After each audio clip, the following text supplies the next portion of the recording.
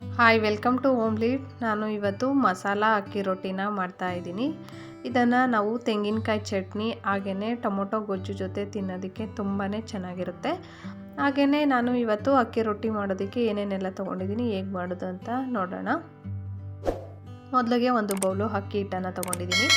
ಹಾಗೆ 2 ಈರುಳ್ಳಿನ ಚಿಕ್ಕದಾಗಿ ಕಟ್ ಮಾಡಿ ಇಟ್ಕೊಂಡಿದ್ದೀನಿ. ಸ್ವಲ್ಪ ಕ್ಯಾರೆಟ್ ತುರಿ, ಹಾಗೆ ಸ್ವಲ್ಪ ಸಬ್ಸಿಗೆ ಸೊಪ್ಪು, ಕೊತ್ತಂಬರಿ ಸೊಪ್ಪು, ಹಾಗೆ ಹಸಿಮೆಣಸಿನ್ಕಾಯಿ ಪೇಸ್ಟನ್ನು ತೊಗೊಂಡಿದ್ದೀನಿ.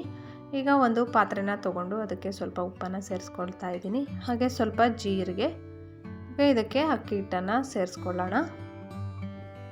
ಹಾಗೆ ಈರುಳ್ಳಿ, ಕ್ಯಾರೆಟ್ ತುರಿ, ಸಬ್ಸಿಗೆ ಸೊಪ್ಪು, ಹಾಗೆ ಕೊತ್ತಂಬರಿ ಸೊಪ್ಪು, ಹಾಗೆ ಹಸಿಮೆಣಸಿನ್ಕಾಯಿ ಪೇಸ್ಟನ್ನು ಸೇರಿಸ್ಕೊಳ್ಳೋಣ. ಇಷ್ಟನ್ನು ಸೇರಿಸ್ಕೊಂಡು ನಾವು ಸ್ವಲ್ಪ ನೀರನ್ನು ಸೇರಿಸ್ಕೊಂಡು ಈ ರೀತಿಯಾಗಿ ಕಲಿಸ್ಕೊಳ್ಬೇಕು.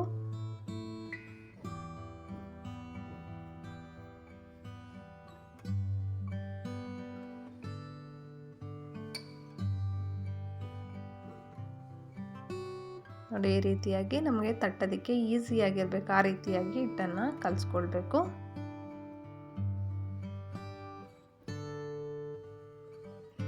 ನೋಡಿ, ಈ ರೀತಿಯಾಗಿ ಕಲಿಸ್ಕೊಂಡಿದ್ದೀನಿ.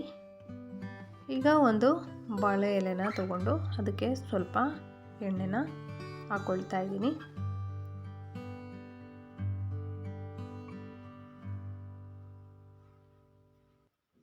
ಈಗ ನಮಗೆ ಎಷ್ಟು ಹಿಟ್ಟು ಬೇಕೋ ಅಷ್ಟು ತಗೊಂಡು ರೊಟ್ಟಿನ ತಟ್ಕೊಳ್ಬೇಕು.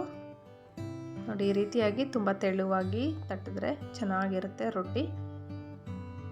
ನಾವು ಬಾಳೆ ಎಲೆ ಅಥವಾ ಬಟರ್ ಶೀಟ್ ಯಾವುದನ್ನಾದರೂ ಯೂಸ್ ಮಾಡ್ಬೋದು.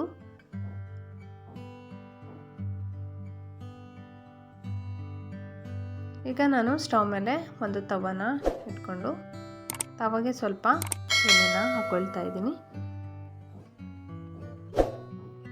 ಈಗ ಇದಕ್ಕೆ ನಾವು ತಟ್ಟಿಟ್ಕೊಂಡಿರೋ ರೊಟ್ಟಿನ ಹಾಕ್ಕೊಳ್ಳೋಣ.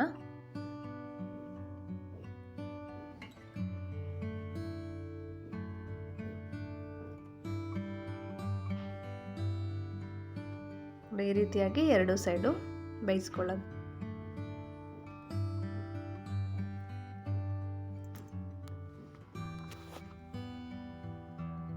ಈ ರೀತಿಯಾಗಿ ಬೇಯಿಸ್ಕೊಂಡಾಗಿದೆ. ಈಗ ಇದು ರೆಡಿ ಆಗಿದೆ ಅಕ್ಕಿ ರೊಟ್ಟಿ.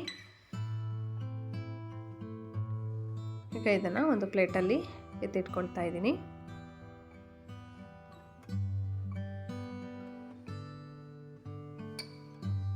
ಇದೇ ರೀತಿಯಾಗಿ ಎಲ್ಲವನ್ನ ರೊಟ್ಟಿಗಳನ್ನು ಮಾಡ್ಕೊಂಡಿದ್ದೀನಿ. ನೋಡಿ,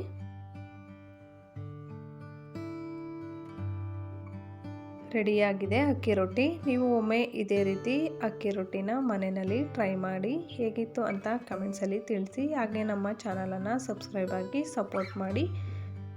ಥ್ಯಾಂಕ್ ಯು ಫಾರ್ ವಾಚಿಂಗ್.